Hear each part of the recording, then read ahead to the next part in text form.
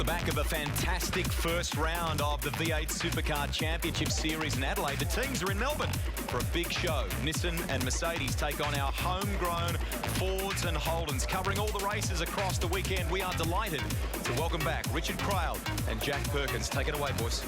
Thanks, Rusty. Big weekend, big year in V8 Supercar racing, Jack Perkins, and it's the start of a new era. New cars up and down the field, and JP, there's some new faces at the front as well, as we saw in race one a little bit earlier. We'll take a look at that in just a sec, but Brad Jones Racing at the front of the V8 Supercar field. How good is that to see? Yeah, it's great. This new car of the future's really mixed up the results. We look at starts of the replay of the first race here. Tony D'Alberto, turn 3, crashed into Michael Caruso, a bit of a brain fade there. And unfortunately, the same thing here for Alex Premack, coming out the pits behind a brand new Mercedes driven by Lee Holdsworth. He got left front damage to that Fujitsu car, which as soon as it met the gravel trap, saw him touch the fence at high speed. That car's out for the rest of the weekend, Richard. Yeah, big damage on the Fujitsu racer. It's been a big weekend for Fabian Coulthard. Qualified on pole, his first ever V8 pole, and engaged in a great battle with Shane Van Gisbergen. Remember, the Clipsal 500 winner, the VIP Techno Autosports car. Passed him down at turn 3. Jason Bright would get by as well. Fabian Coulthard took his first V8 Supercar victory, and it was pretty close behind as well. There was a three-way fight for the minors with a couple of the Red Bull Racing cars and Ford Performance Racing there as well. The results of race 1 are how they'll line up for race 2, which will be over 12 laps here at Albert Park. Fabian Coulthard and Jason Bright from the front row of the grid. Will Davison fought his way through the field from 9th position on the grid to finish 3rd in that race, with Jamie Whincup, the reigning champion, alongside. Exactly right. Red Bull, the second car. Craig Lowndes starting from 5th. Young Scott McLaughlin making his debut season this year in V8 Supercars will start out of 6th now. James Moffat, 7th on the grid for this one. A fantastic finish, the best recorded finish for the Nissan V8 Supercars so far this year, so that's a great job. And his teammate Rick Kelly at 1 row further back in 9th. Yeah, there was a safety car in that race, and it really jumbled the order up. There was a lot of toing and froing, and some people made great ground.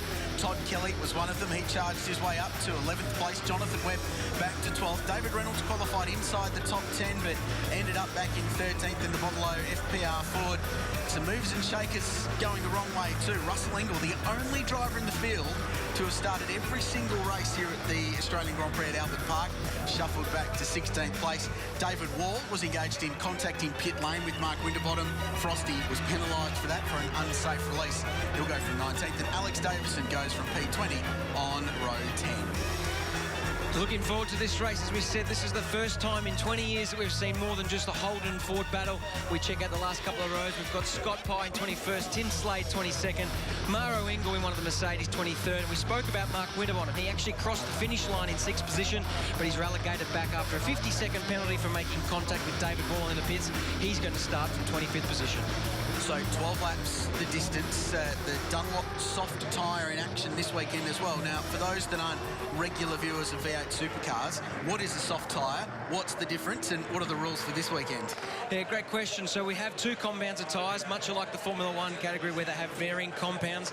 The soft compound tyre is typically a softer construction. It's a quicker lap time, but the degrading of the tyre is quicker. So that means it's quicker for X amount of laps and starts to deteriorate through the run. So between hard and the soft tyre, this weekend the teams were permitted to practice on hard tyres, but for races and qualifying we saw them have 4 sets of tyres now. So principally it's 1 set of tyres for each race, although each car has to make a pit stop. Yeah, so that compulsory stop will be important, and in race 1 earlier on today we saw teams pitting at the end of the first lap. They were straight into pit lane, especially the teams like Red Bull Racing or Brad Jones Racing with Bright and Coulthard that have got a couple of cars towards the front of that top 10. Yeah, normally through the championship rounds we're allowed to pit both drivers on the same lap. Here at the Grand Prix it's a non-championship event, V8 Supercars, so you can only pit 1 car from each 2-car team on separate laps. So we saw teams pit early to ensure there was no confusion if there was a safety car later in the race, and that enabled to free up the grid there and free up the pit stall in case you need to do so. As we said, the safety car really muscled things up. It looked like race control didn't pick up the leader, and it really mixed up the orders, but great to see Brad Jones Racing in great form. They had a 1-2 finish there there. Fabian Coulthard was 4th at the restart in that first race, and he passed every car in front of him to get to the lead, so he's got pace to burn. You might be wondering what happened to Shane van Gisbergen in the Techno Autosport Holden. He was at the front. He was on the front row of the grid with a second-place effort in qualifying, but that car broke a gearbox with 2 laps to go. Went to pit lane. They've replaced it. The brand-new transaxle gearbox that's part of the V8 Supercar car of the future reg. So he starts right at the back. Watch for car 97, because if there's been one consistent in V8s in basically one round and a couple of test days, SVG has been amongst the quickest drivers in the field. Yeah, so this year, Shane van Gisbergen driving the VIP Petfords Holden Commodore. Those of you who watched our series the last few years, you'll notice he was driving the Stone Brothers Racing Falcon, and in controversial circumstances, he's swapped camps, if you like. He won the second race 2 weeks ago in the first round of the championship at Adelaide, and he was looking good to win the race here today. Another gearbox problem has seen that car get a new gearbox for this race. As we see green flags at the rear, this should be a great race. A first-time winner on pole, a guy who's won here 5 times on the inside of the racetrack, left of screen. Bright and Coulthard on the front row for Brad Jones Racing, and we're away in race 2 of the MSS Security V8s at Albert Park. It's another good start from Fabian Coulthard, and he just covers his line from Jason Bright as the 2 Red Bull cars go side by side. Another good getaway from Craig Lowndes. And these 2 cars at the end of race 1, Jack Perkins, getting into each other on the run to the flag. It was good stuff between the teammates. It is absolutely good to see teammates racing hard, although the team boss wouldn't be happy with the trading paint that we saw in the first one. Now, this is where the carnage has happened in recent years, and in particular the first race this morning. Into turn 3, a bit of contact. We see the Fujitsu car of Scott McLaughlin run wide. He's lost a handful of positions. Yeah, James Moffat and Garth Tander there. Just a little bit of paint exchanged, and Scott McLaughlin, the Kiwi rookie who has been an absolute sensation this season, just shuffled down the order in the 33 car. But Coulthard already with 10 car lengths over his teammate Jason Bright. And these cars have been so good on the Dunlop soft tyre all season, right from that opening test day we had at Sydney Motorsport Park. These cars were fast. And we saw in race 1, Fabian Coulthard, the strategy for pit lane didn't work for him. He had to pass his way to the front, and he did it almost with ease. Yeah, he had tremendous pace. As we're looking down there, David Reynolds has made the move on James Courtney in the Holden Racing team car. As we spoke about at the top of the program, this is the brand new era for V8 Supercars. 20 years we've had Holden and Ford. This year we welcome Nissan and Mercedes on the grid, and it's good to see this new racing has brought some new competitors to the grid, some new brands, and it's been great to see some new people winning races. It's been dominated by Vodafone, who's now Red Bull, and it's good to see Brad Jones Racing competitive straight out the gate.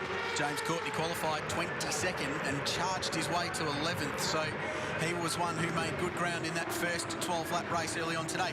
And this weekend as well, I think a good thing. No gimmicks, no jumbled starting orders, no strange starting positions or anything like that. Go out, race. Where you finish one race is where you start the next. And Jason Bright, the first of the leading cars to pit, as does Craig Lowndes for Red Bull Racing, James Moffat, the Norton 360 Nissan Motorsport entry. But it's just back to good old-fashioned pure motor racing, which is great to see for this event. Yeah, it's great for the spectators. It's great for everyone here. It just really provides good racing. So we've seen a number of competitors peel off on the first lap for a pit stop. There aren't any problems there. That's their standard pit stop. They're interchange tyres.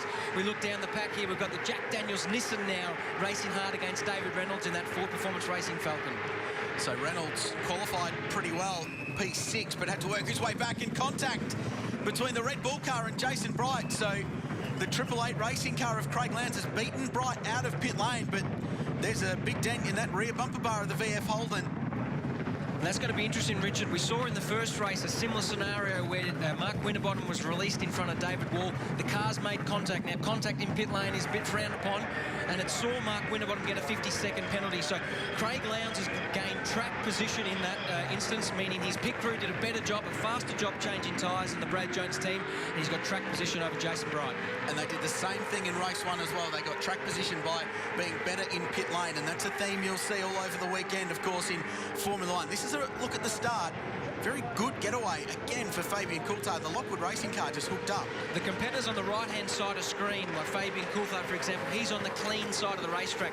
This is not a permanent racetrack, so on the dirty side where the cars don't run in practice, it's quite hard to get off the line. We can see quite a clean start in those first couple of rows, and Scott McLaughlin back in the pack there. He makes some contact with the HRT car of Garth Tander. Yeah, and that's where the drama happened up at turn 3. So this is a look from up above at 1 and 2.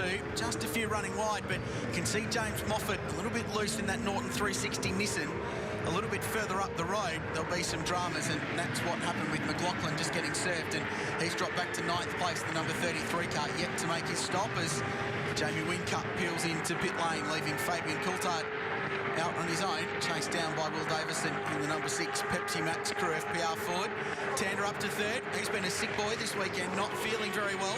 Had to change an engine in that car overnight, so some dramas for the Holden Racing team, but they're working their way up the order, as are the Jack Daniels Racing Nissans, 5th and 6th at the moment for Rick and Todd Kelly, the brothers. And throw Michael Caruso there in 7th. The 3 Nissans are running line astern. We watched Jamie Whincup leave his pit stop. Great job from the Red Bull team.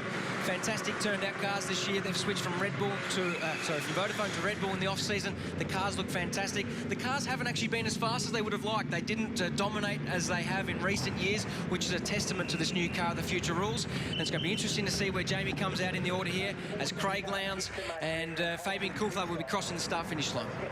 Not good for Triple Eight and Roland Dane. Good for us watching that we don't have one team or even 2 teams like last year just dominating the sport. And Lowndes is going to get track position. He sweeps through in front of Jamie Whincup and gets track position. The V8's just starting to warm up here at Albert Park.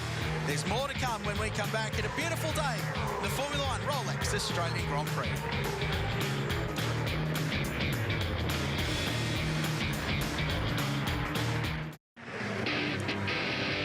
You're watching a battle for track position that might be for a podium at the end of this second of 4 races in the MSS Security V8 Supercar Challenge here at the Formula 1 Rolex Australian Grand Prix. It's between Jamie Whincup and Jason Bright. Lots of new names, new faces in V8 Supercars this year. One of them's down in pit lane with our own Ian Shuttleworth. Yes, he's one of the biggest names in world motorsport, Casey Stoner, and you've made the transition to 4 wheels. In the pits here at Red Bull Racing today, just soaking up a bit more information. Yeah, you know, we're spending a fair bit of time with the team. I know all the boys pretty well and what goes on, but there's not too much I can soak up from this lot. You know, the cars are completely different to the one I'm driving, so, you know, it's just pretty much, you know, spending the week here with them. The Red Bull boys out there, Lowndes and Whincup, seem to be struggling a little bit so far here at Albert Park. Yeah, we you know, a couple of the other cars there seem to have things, you know, pretty well dialed in, but, you know, it was their cars at the front last time at Adelaide, so in Clipsal. So, you know, they'll be using this for a bit of testing to figure out their weaker points and hopefully make them stronger. What about the F1 event itself? Have you spent much time in the paddock at F1 here in Melbourne? No, to be honest, I haven't spent much of the time in and around the F1. It was nice they finally got on track today and got to see what was going on, but, you know, it's a long weekend. What about yourself? First up start of the development series last start in Adelaide. Now you've had time to reflect on it. How'd you fare in hindsight? I don't reflect on things, you know. I'm literally just trying to enjoy myself between the races, have a bit of time off, and, you know, we'll see how we go at the next one. Appreciate your time. No problem. Thanks. Thanks, Shuts. He's been lining up to get Casey all weekend long. He's done well, and an interested spectator down in the Red Bull Racing Garage. While we were talking to Casey, change of what will ultimately be the lead. Fabian Coulthard coming out of pit lane behind Craig Lowndes. And meanwhile, Garth Tander's not particularly brilliant weekend. Looks like it's getting worse. Smoke coming from the back of the Holden Racing Team number 2 car, and that has expired. Jack Perkins. Yeah, that doesn't look good for Garth Tander there. We've been watching effectively 2 races. We saw a majority of the field take a pit stop, and we're looking at the battle now for what's effectively for 2nd, 3rd and 4th, although they're currently running 8th, 9th and 10th, and we saw Craig Lowndes to manage to get track position on Fabian Coulthard, so that should net in the race lead by the time the top 6 competitors take their pit stop. One thing we noticed in the first race was over the 12 laps, different cars use their soft tyres more aggressively and less aggressively, and the 2 BJR cars of Fabian Coulthard and Jason Bright really looked after their tyres much better than the 2 Red Bull cars. And that will be something that we'll need to follow, and we'll see if Fabian Coulthard, who's had amazing car speed, great pace all weekend, we'll see if he can chase down Craig Lowndes for what will ultimately be the lead. Now, there's also an issue in that unsafe release we saw in pit lane with Jason Bright's car that will be investigated over the course of this one as well. Yeah, that's going to be investigated after the race, so the stewards and the powers to be will discuss whether there was anyone at fault for that, so it's good to see that they're going to get on with the racing here, and they'll sort it out in the stewards room after the race. Cam McConville, the former racer, stepping up to the driver's stand observer role this season, so he works with Tim Schenken, the race director, and making the calls about penalties like that. Let's talk Craig Lowndes, Clipsal 500. Every time we get a new car in V8 Supercars, and this goes right back to the Australian Touring Car days with the old spec VR and VS Commodores, Project Blueprint when they equalised everything, and now Car of the Future, there's one consistent, and Craig Lowndes finds his way to the front. Yeah, he's definitely the class of the field in that respect. He's obviously seen as the #1 driver in the category, and often some of these younger guys have got the better of him in recent years, but often when there's a change in the category or something new, a new circuit, for example, Craig is always in that top 1 or 2, so that's showing through here. But all these 4 competitors from Brad Jones Racing and from the Triple Eight team, they're in the brand new VF Commodore, and for the first time in, as we said before, 20 years, we've got 28 brand new cars on the grid. Here we're looking back at a battle between Russell Ingall and Jonathan Webb. Looks like Jonathan Webb's just caught the rear of Russell Ingall that may have been squeezing him off the road, and that's something you learn when you're racing Russell Ingall. You've got to give him racing room. Just a little bit of paint swapping there between those two. Jonathan Webb picking up some last-minute support from Darrell Lee, owned by the racer Tony Quinn, and some good curb hopping down there at turn 1. It's not like Craig Lowndes to be on maximum attack, is it? Bouncing the car over the curbs.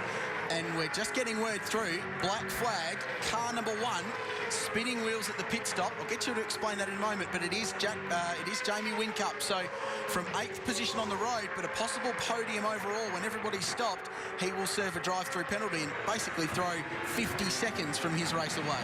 That's an interesting one. What happens in the pit stop when the cars get jacked up off the ground and the pit crew can change tyres?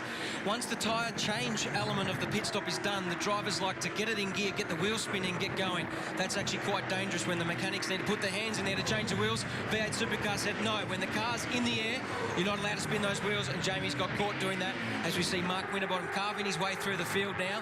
He's got past Russell Ingall and moved into 17th position as he continues his charge from 26 on the grid. Ingall, the most successful driver ever at Albert Park in V8s. He's been here every year that they've raced. So this battle a little bit further down the field.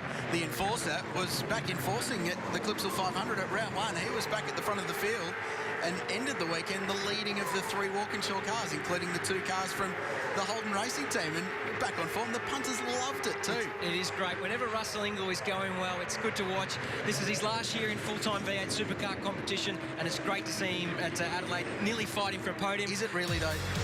Is it really? I think if he gets some more good results, he might be back. We've got a battle for the lead evolving. Fabian Coulthard is chasing down Craig Lowndes here at Albert Park. We're lap 7 of 12 in race 2 of the V8 Supercars, and there'll be more of it, and hopefully a fight for the lead when we come back.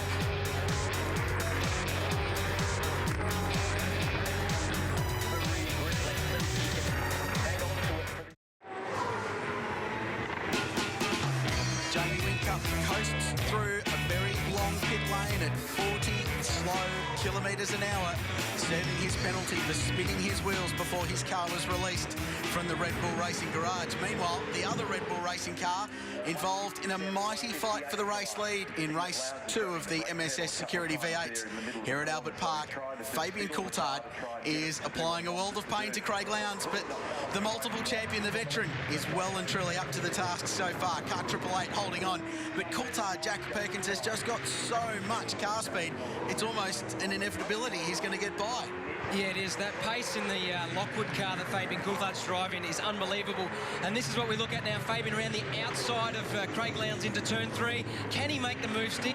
It means he's got the entry for the left-hander turn 4, and he's done it. I can't believe he's passed Craig Lowndes around the outside. Great move from Fabian Coulthard. I was just about to say he used all his car speed to catch up to Craig Lowndes, and normally the difficult thing is then to make your way past, but what a great job from Fabian Coulthard.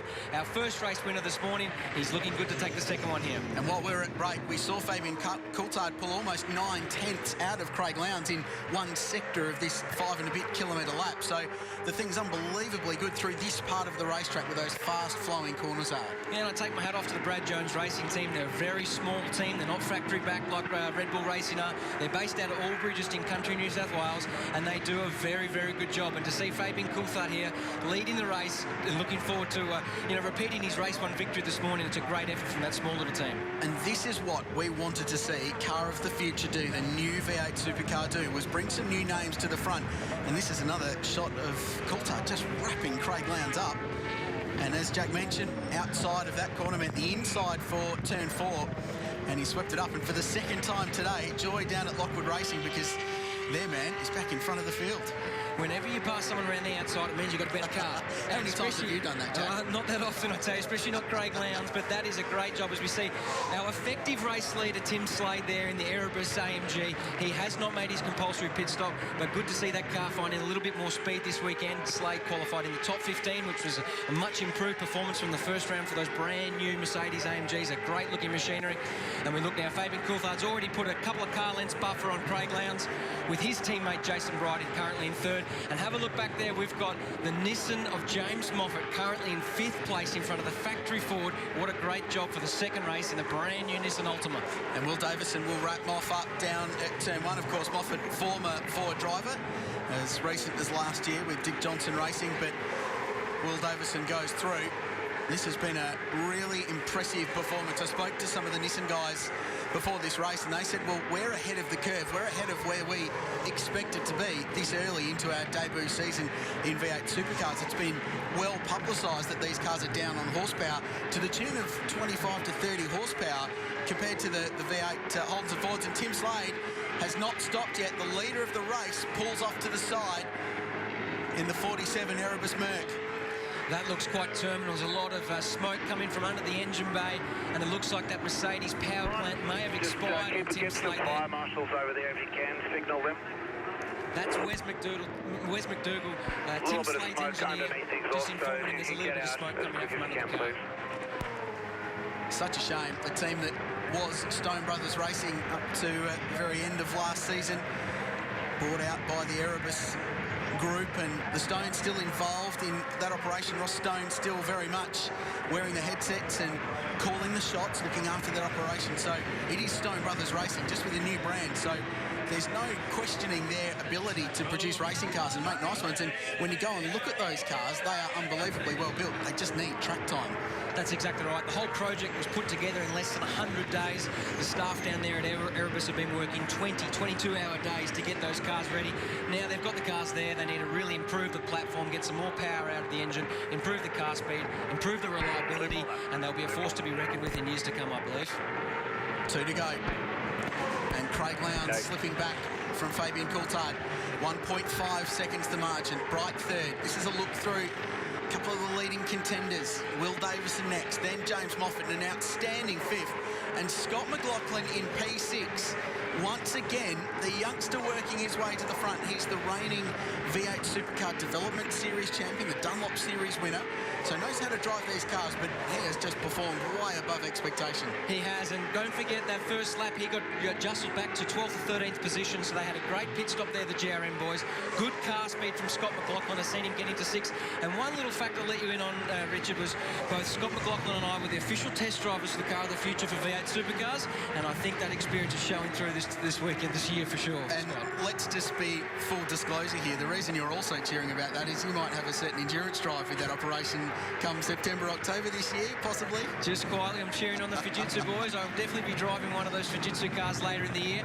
Unfortunately, I'm not driving it this weekend, but great to be here in the commentary box with you, Richard. They're going well. It's a shame Alex Primar is out after that damage in race 1 because he qualified reasonably well, and that car's shown a lot of pace as well.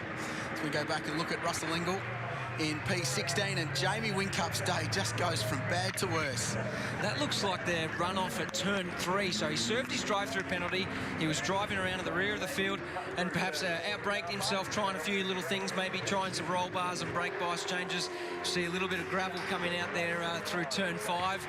May be causing a bit of a problem for some of the other competitors. Straight on there at 3, through the gravel trap, kept the boot into it and was able to drive out, but no other cars apparently around, and just outbraked himself. This is a strange thing for Jamie Whincup. You rarely see this guy make mistakes, and he had a terrible weekend here 12 months ago as well. Had a win in the qualifying race, but ended up failing to finish the 4th one. Not the typical Jamie Whincup weekend we're used to seeing, as Fabian Coulthard starts his final lap and on course for a 2nd race victory. these three cars out in front have been in a class of their own really so far this weekend. Both the Brad Jones cars and Craig Lowndes doing a great job as well. It's interesting you touch on Jamie Wink up there. It's one of those things where, you know, he's used to running out the front, doesn't make many mistakes, but when the race is thrown away like that with a drive-through penalty, perhaps just trying a few things, looking after the tyres as well is one option. But good little battle pack here. We've got Will Davison, James Moffat in that brand new Nissan, and young Scott McLaughlin we touched on here. Be interesting to see if he can catch up to the back of James Moffat and make a pass before the end of the last lap. Qualified 20th, Moffat, and worked his way to 8th in race 1. He is just going upwards at the moment. Now, as distinct from regular championship points-paying V8 rounds, this is a combination of points from the 4 races, and at the moment, Moff would finish 5th overall, and that would be a remarkable result. Of course, 2 races to go. You'll see them both live across the course of the weekend. It's been pretty exciting so far. These 2 races today have been intense. It has been properly game on since the lights went out, so this is a good fight. As we look back to a recovering Mark Winterbottom, started this one from last up to 12th. He's holding out Rick Kelly and Michael Caruso and Alex Davison. He's in that 4th FPR Ford for Gelbin Racing this season, the number 18 car. Alex about to put the move on Michael Caruso, couldn't make it stick, so Michael Caruso's moved over to the Norton Nissan squad after a few years with Gary Rogers Motorsport and indeed those Fujitsu cars, and good to see him in the factory-backed squad. They're very much looking forward to the rest of the year. They can improve their engine speed, their reliability, and they'll be another force to be reckoned with. These new manufacturers won't be here just to make up the numbers. Well, they're making up the numbers to Fabian Coulthard at the moment, Jack, because he is in irrepressible form.